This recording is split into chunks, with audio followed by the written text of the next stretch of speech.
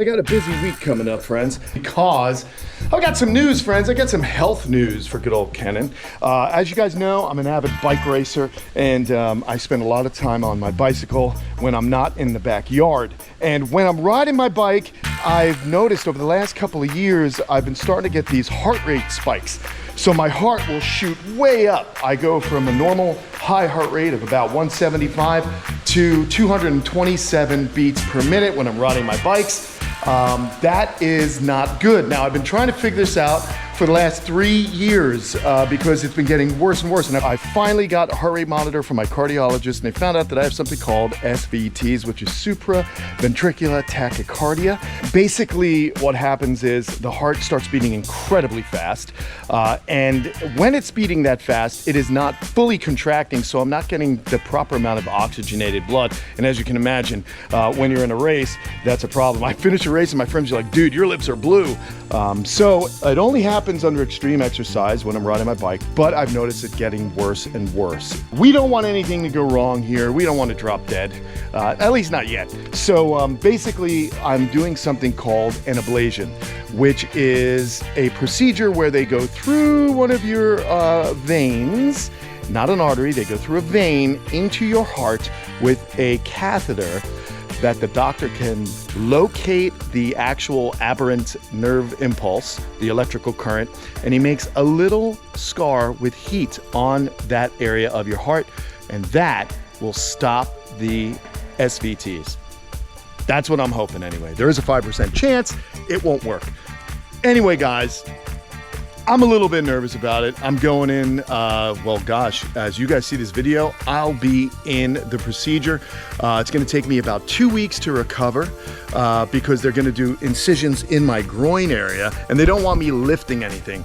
Hence what I'm doing now. I am preparing because while I am recovering, it is saying that there is going to be a cold snap, of course, coming to Florida. So I want to get my tortoises in. I want to get all my heavy lifting done early, and I want to make it very comfortable for these animals while I am convalescing.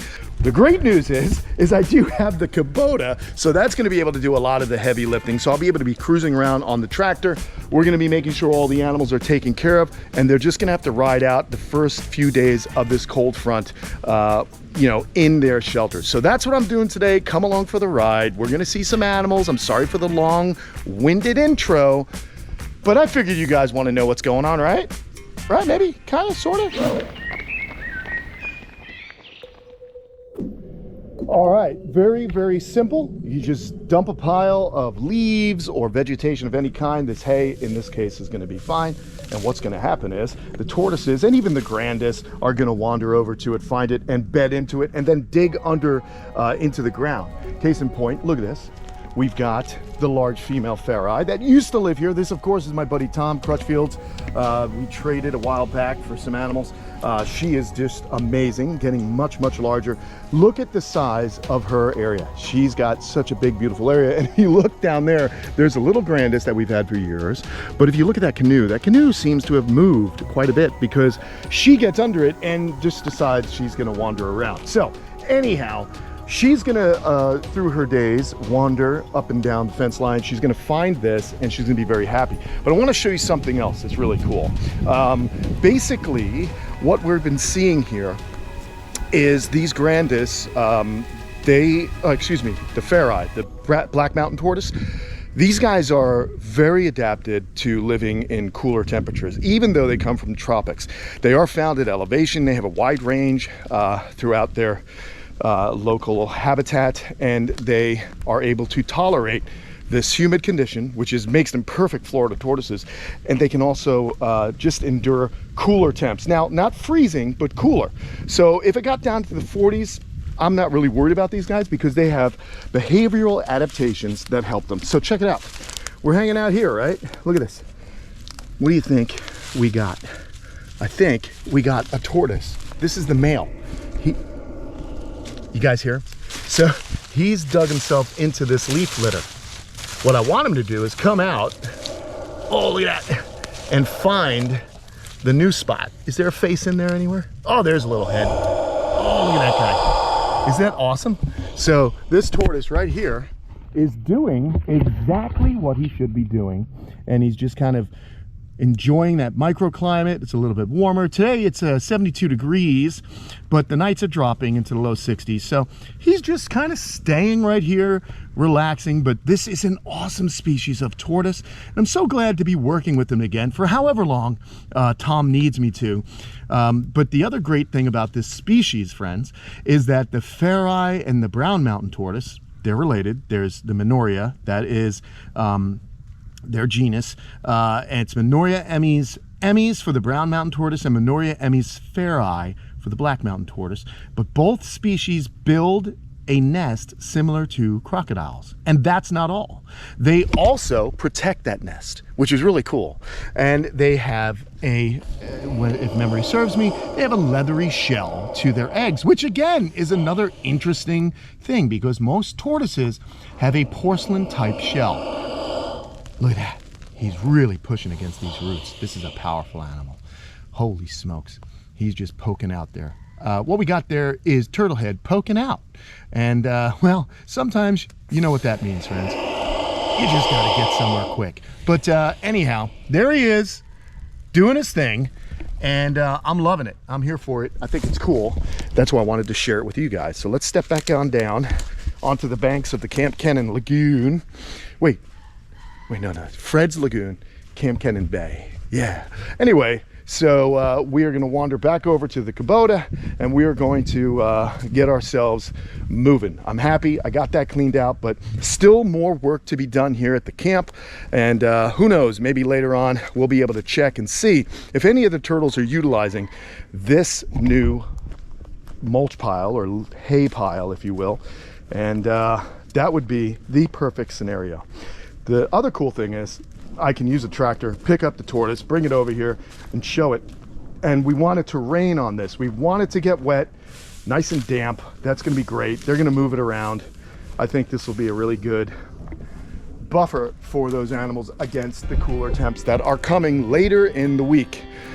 Okay, I'm going to get back on up in here. We're going to get back to work. See you in a minute.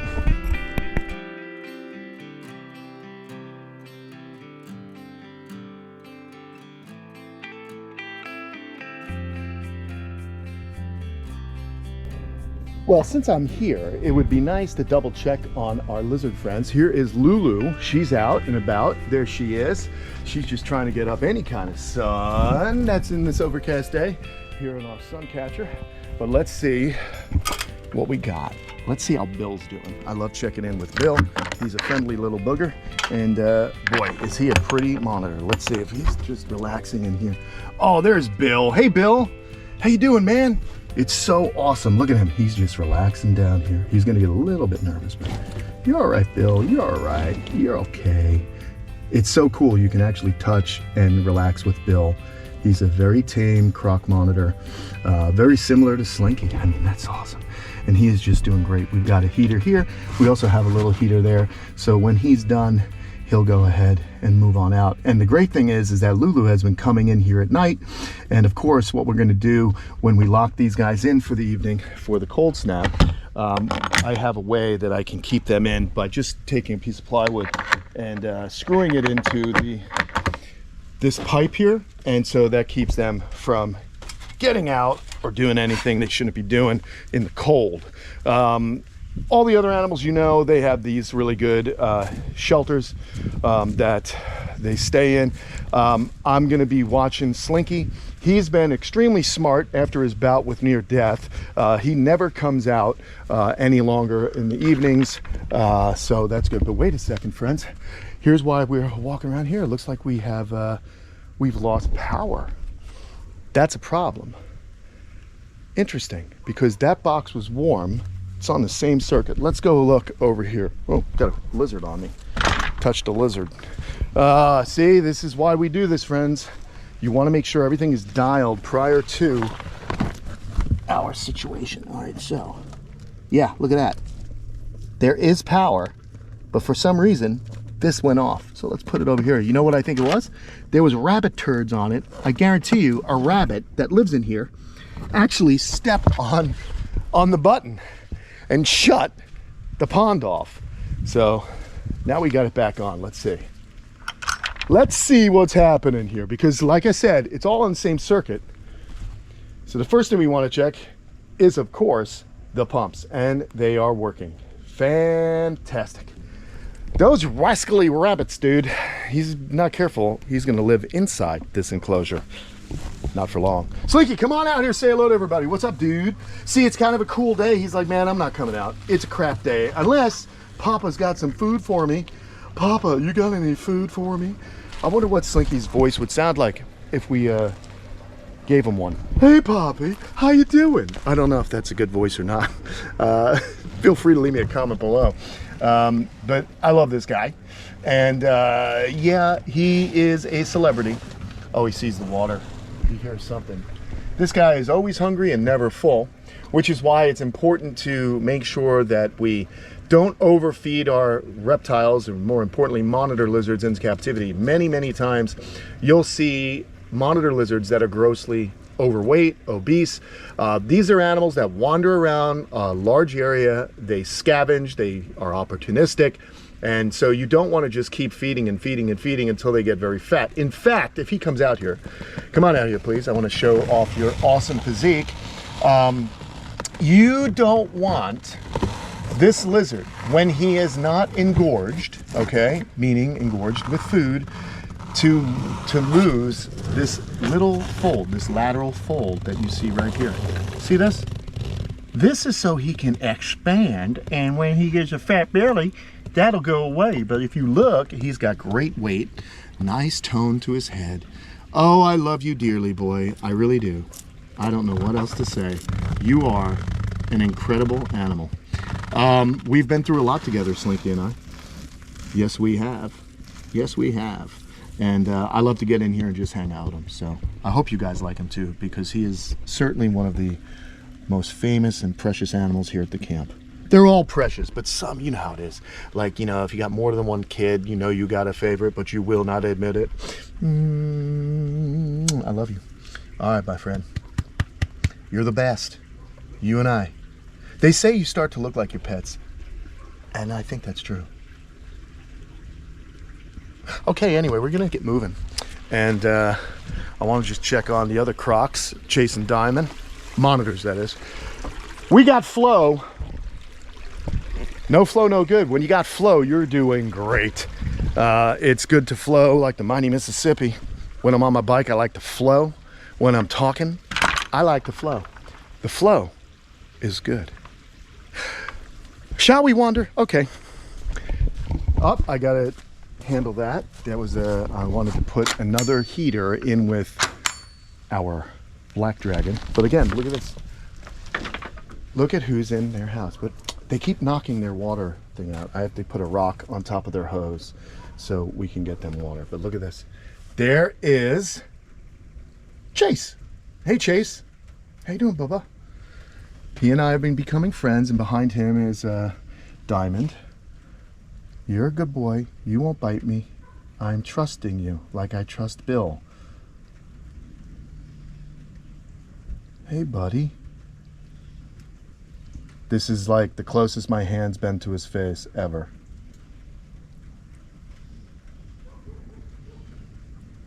Hey, buddy. You're okay.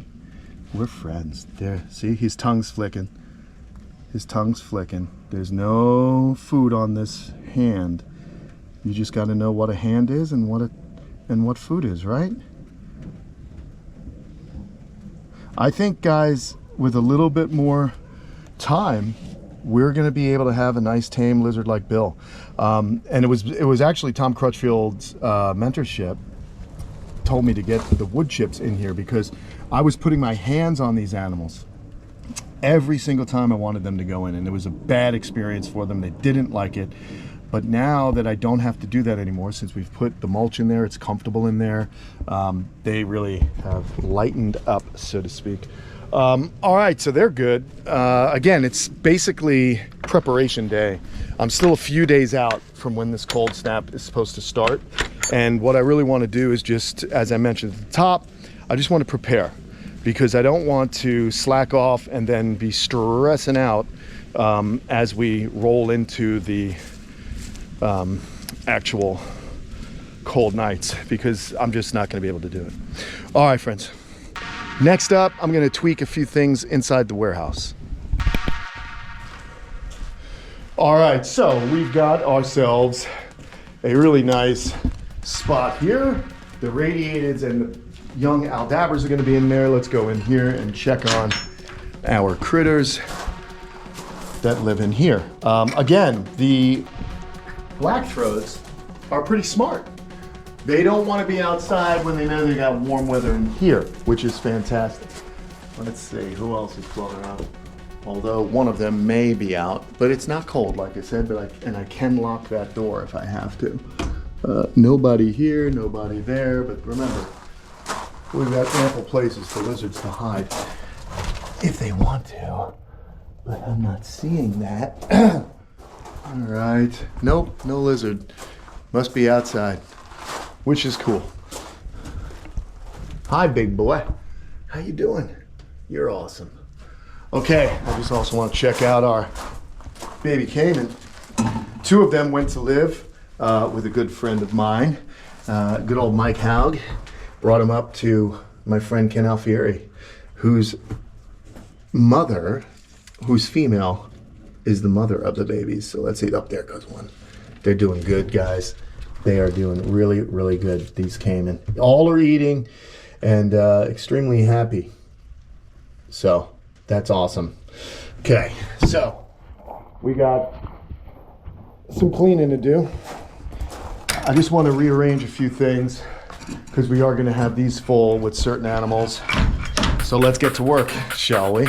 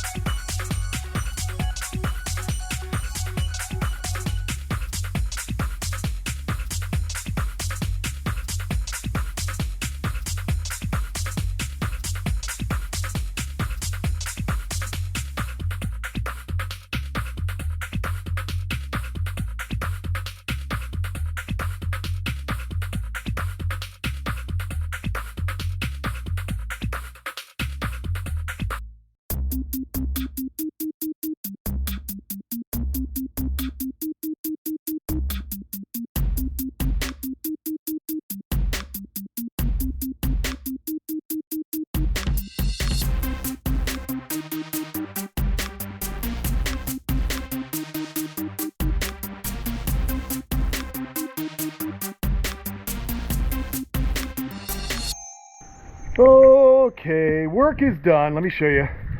We've got the hay spread. This is a really cool little idea. Maybe you guys will use, or maybe you do use it. So the tortoises, even though they're inside, they're going to want to burrow into this. They can nibble on it. It's perfectly fine for them. This is coastal hay. It's just dried old grass. That's it. Can't hurt them, but they bed down in it. It'll keep them warmer. We got everything set up for the cold snap. There's water's been drained and refilled in there. And the lights keep this place pretty warm on account. I have the insulation going. And then for normal wintry nights, well, when I say winter in Florida, I'm talking about like 60s. I put this hay out and it gives the tortoises a place to kind of seek refuge.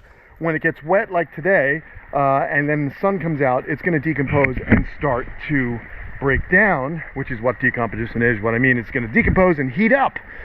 So you can see here some of the tortoises already figuring it out. Some of them are nibbling on it. Very, very good idea for me. And then again, some hay in the corner over there. That's where tortoises tend to like to sleep. They like to go to the corners. They like to bed into things like that. There goes little Timmy. Hi, Timmy. There's Boba. And Cersei is over there. So pretty good stuff right now. Uh-oh, it's the missus. She's calling me. Let's see. Hey, sweetheart, I'm just filming a video. Oh, that's all right, dear. We're just getting the tortoises ready because I'm not going to be able to do a lot of work, and it's going to be cold this weekend. So I got to get ready because the tortoises are going to need help, and I can't lift anything after Thursday. So I'll call you right back. See you in a little bit. Bye. Isn't that nice? Just a nice little interaction between my wife and I. Anyway, there's Darwin. She scratched her neck up a little bit there. She scratched her neck. She must have got it caught in one of the branches there. But otherwise, she's in good shape. And then, of course, we have Socrates here. Hi, Socrates. And I went in. I put... Oh, look at... He's already in. Good old Nostradamus. And boy, is it nice and warm in there. I love it. So we got 2 red lamps going for them and a lot of hay. And that is going to make for a very comfortable... wintry sleep. So there you have it. Had to get these things done. Again, friends, before I go into what's happening with me, like I did at the top of the show, I want to shout out Stacy Crutchfield. She is off the she's not intubated any longer. She's breathing on her own. She's waking up. She is still not very well, but she is moving in a direction that we like to see. So thankfully, we're happy about that. So give her some healing vibes. And Tom Crutchfield's much more happy because of this situation, I can tell you that. So that's good news. And that's it, friends. I just want to say Happy New Year to you guys. I've been very fortunate this year to have you guys watching the channel, to have the family, the partners, and you know, people supporting the channel like our friends at Kubota, making my life so much easier. And after this procedure, I'm really going to rely on them and this machine to keep me going, because I'm not supposed to lift anything heavy for 10 days or a week or so, and then 2 weeks off the bike, and then I can start gently riding again.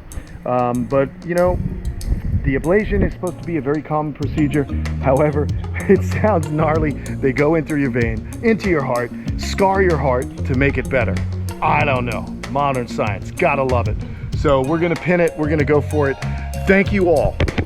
Wish me luck, and have a Happy New Year, guys. I'll be back, and you'll see me better than ever. Whew, let's hope I race better than ever. The things we do. Don't get old, kids. Don't get old. You'll be happy to note that my colonoscopy went fantastic. Nothing going on there. All right, TMI. That's what I give you. Have a great New Year, everybody. The camp is doing well. We'll see you again in 2025. Toodaloo.